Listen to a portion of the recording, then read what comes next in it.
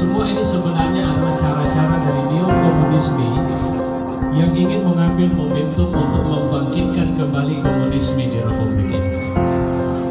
Tapi mereka lupa bahwa uji coba yang mereka lakukan dari berbagai pemberontakan tidak pernah berhasil.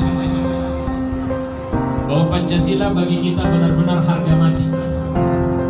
Mereka mencoba utak-atik dengan menyebut adanya Trisila, Ekasila maupun apa saja adalah mereka-mereka yang sangat layak kita curigai sebagai manusia-manusia yang ingin menghancurkan ideologi di negara ini, yaitu Pancasila.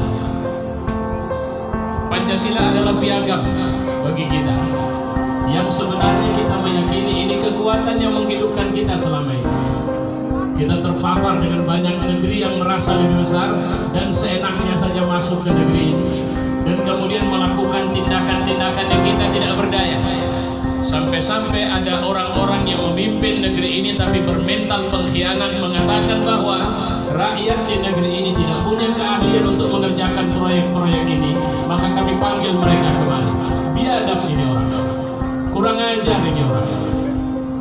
Kenapa? Karena dia mengatakan seperti yang pernah dikatakan oleh Soekarno, bahwa sebenarnya walaupun Soekarno tidak mau itu terjadi, jangan pernah menjadi bangsa kuli. Tapi itulah yang terjadi hari ini. Mereka mengkulikan rakyat ini. Mereka mencoba menjadikan kita bangsa kerdil, menyatakan kita tidak punya kemampuan, tidak punya keahlian, tidak punya apa-apa. Kita tidak layak untuk menjadi bangsa besar. Kehebatan-kehebatan yang ada di negeri ini mereka hancurkan secara sistematis. Kekuatan teknologi mereka tidak ingin bangkitkan. Dan mereka ingin mengatakan ada satu ancaman yang sebenarnya itu harus dihabisi dari Republik ini. Itu yang mereka sebut dengan ancaman hijau, ancaman yang datang dari umat Islam di Republik ini. Mereka sudah hampir berhasil. Mereka menyusup masuk ke barisan ormas Islam. Ada kekuatan ormas pemuda Islam yang kemudian begitu gagah perkasa untuk kemudian membubarkan pengajian, membubarkan majelis taklim, mengusir ulama dengan mengatakan mereka anti NKRI. Waktu itu kita tidak berdaya, kita tidak tahu. Kita cuma bisa menangis ketika ulama kita disakiti, dihina. Saya bisa mengatakan, apa ada keberanian kita waktu ketika, walaupun kasusnya tidak mirip-mirip betul sih, ketika tokoh kita dari Medan Utara yang tadi baru bicara, ada kasus yang menimpa beliau, di mana kita waktu itu? Persoalannya adalah uji coba keberanian. Iyalah, baiklah, ketika masih tubuh dia, masih si Anu, masih Habib Rizik, masih Habib Bahar, masih ustadz-ustadz yang lain, mereka rendahkan, mereka hinakan. Masih Cina dari Tiongkok mereka panggil, di saat kita disuruh stay at home, tinggal di rumah, mereka undang Cina rame-rame datang ke Republik ini dengan dalih macam-macam. Oh, mereka cuma minta izin datang ke Jakarta. Rupanya memang Cina yang nggak bisa bahasa Indonesia datang dari Tiongkok sana. Kita nggak bisa marah. Takbir! Lantas mereka merasa besar. Mereka mengira mereka sudah jadi gelombang besar. Ada yang bangga bilang, saya bangga jadi anak PKI.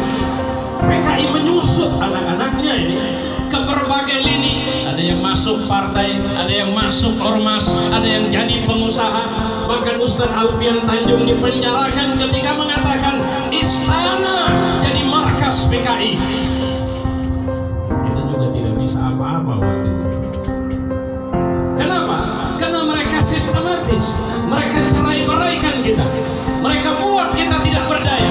Mereka buat saya menyimpan kedengkian kepada si Anu, rasa tidak suka kepada si Anu, saya merasa lebih pahlawan dari si Anu. Itu yang muncul di tengah kita.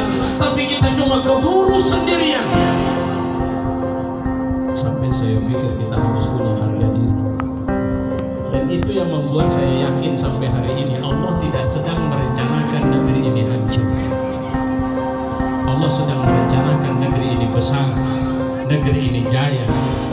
Allah tidak sedang merencanakan kebinasaan umat di negeri ini.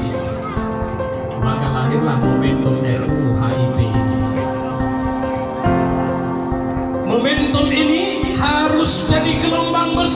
kita. Karena kalau saja momentum ini kita tidak melawan mereka. Di dalam khutbah Jumat di Masjid Agung Medan saya bilang, mereka mengira mereka sudah besar.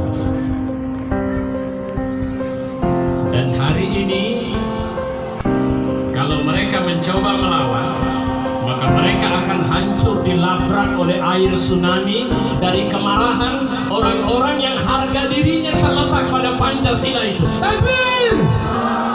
Siapapun mereka, berlindung di balik partai apapun mereka, mau berada di institusi manapun mereka, kalau mereka coba ganggu ideologi negara ini, maka mereka akan berhadapan dengan putra-putra pembela Pancasila yang pertama sekali. Takbir! Mereka akan berhadapan dengan putra-putra ulama yang dulu mereka coba habisi, mereka coba binasakan.